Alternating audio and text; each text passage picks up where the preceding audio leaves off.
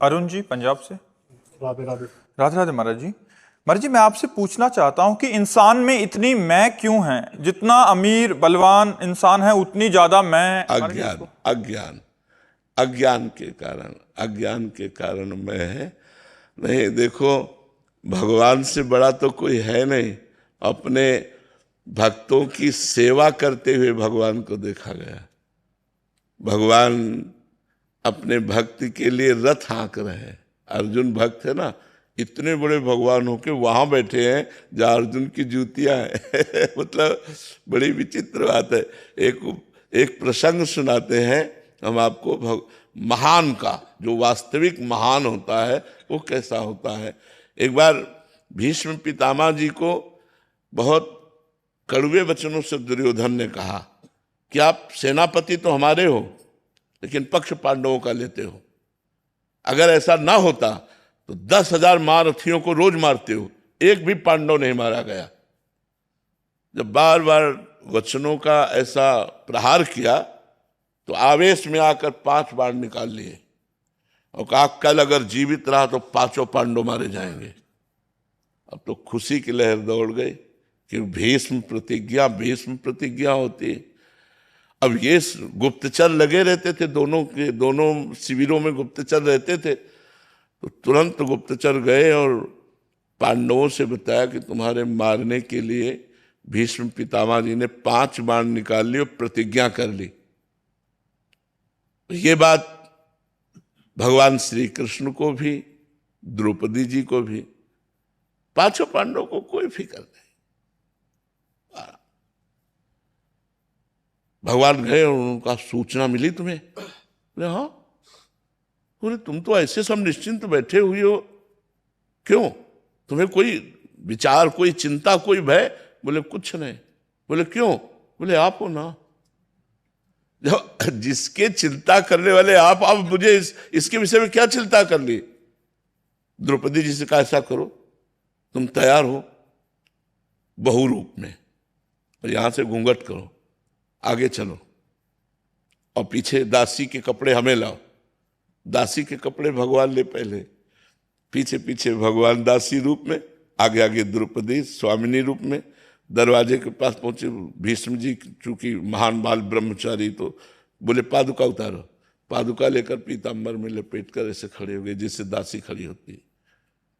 द्रौपदी जी अंदर गई, प्रणाम किया पितामह को, बोली नहीं, घूंघट करके। पितामह ने विचार, देखो बुद्धि बदलने वाले भगवान ही होते हैं।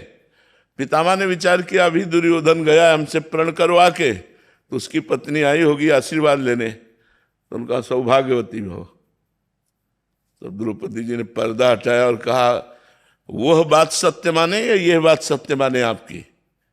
अभी कुछ समय पहले आप प्रण करते हो, 5 बाण निकालते हो कि 5 पांडवों को मार देंगे, और संध्या का समय है और इस समय मुझे आशीर्वाद देते हो सौभाग्यवती भव। मैं ये मानूं सत्य बात या वो सत्य बात मानूं? भीष्म जी के होश उड़ गए। बोले वो कहा जो तुम्हें हाल आया है क्योंकि जान गए कि मुझे चक्कर में फंसा दे, इसका मतलब वो है। वो कहा है? उतरे और दरवाजे पे देखा तो दासी वेश में। तो एक आवेश आया गुस्सा का, और ऐसे ऊपर को वस्त्र पकड़ा, ऐसे खींचा और कहा, तो जूतियां देखी दो। भीष्म जी अवाक रह गए। ध्येयम सदा परिभवनम अभीष्ट दोहम तीर्थास्पदम शिव विरंचनुतम शरण्यम भृत्यार्तिहम प्रणत पाल भवाद्रिपोतम वंदे महापुरुष ते चरणारविंदम। शिव ब्रह्मादि जिनकी चरण वंदना करते हो, द्रौपदी की जूतियां, उनका बेटी जिसका रक्षक ये है तुम्हारे पतियों का बाल बांका भी नहीं हो सकता। जिसका ये रक्षक है उसको कौन मार? तब कहा प्रभु आपने मेरी प्रतिज्ञा टलवाई, और आप जब महाभारत का संग्राम प्रारंभ होने वाला था तो आपने प्रण लिया था मैं अस्त्र नहीं गाऊंगा, कल मैं आपका प्रण तोड़ूंगा।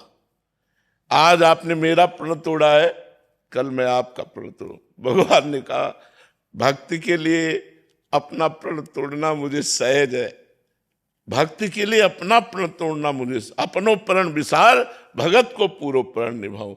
वही हुआ, दौड़ पड़े भगवान रथ का पहिया लेकर के भीष्म पितामह को मारने के लिए। जब अर्जुन के ऊपर बाणों की बौछार कर दी, तो इतने महान भगवान हो करके देखो कैसे अपने भक्तों के लिए कैसे। तो भला कोई ऐसा धनी है जो अपने भक्त को संग्रहणी रोग हो जाए, बार बार टट्टी जा रही हो और वो साफ कर रहा हो? नौकर लगा सकता है, लेकिन स्वयं नहीं। माधवदास बाबा जगन्नाथपुरी में बीमार हो गए, बार बार शौच, अब कोई सेवा में नहीं, तो स्वयं जगन्नाथ जी उनकी मल भरी लंगोटी धोकर समुद्र से और ऐसे फैलाते और दूसरी पहनाते। जब उन्हें होश आया तो सोचा ये कौन कर रहा है, तो देखा भगवान। तो भगवान से कहा, अरे प्रभु आप। बोले तो क्या हुआ? बोले प्रभु आप अनंत सेवक, अनंत ब्रह्मांड आपका, और आप सेवा करो। तो बोले तुम्हारे को ये पता होना चाहिए कि जो मेरा भजन करता है और मेरे सिवा जिसका कोई नहीं होता, तो मैं स्वयं उसकी सेवा करता हूं, अपने कर कमलों से स्वयं सेवा करता हूं।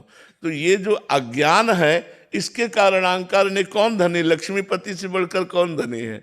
भगवान से बढ़कर कौन धनी है? केवल कोरा अहंकार है, अज्ञान के कारण कुछ नहीं है। मरोगे तो क्या लेके जाओगे? और धन है तो शराब पी रहे हो, मांस खा रहे हो, व्यभिचार कर रहे हो, अहंकार और हिंसा करा रहे हो। इसका दुर्गति जो नरक में भोगनी पड़ेगी, उसका तुम्हें ज्ञान नहीं है। और अगर धन है तो साधु सेवा कर रहे हो, गौशाला खुलवा रहे हो, अस्पताल खुलवा रहे हो, दूसरों को सुख दे रहे हो, और स्वयं कोई नशा नहीं कर रहे। अब यही तुम्हारा स्वर्ग आदि जाने का काम बन जाएगा, यही तुम्हारे अच्छे लोगों की गति हो जाएगी। तो अज्ञान के कारण लोग अहंकार धारण करते हैं।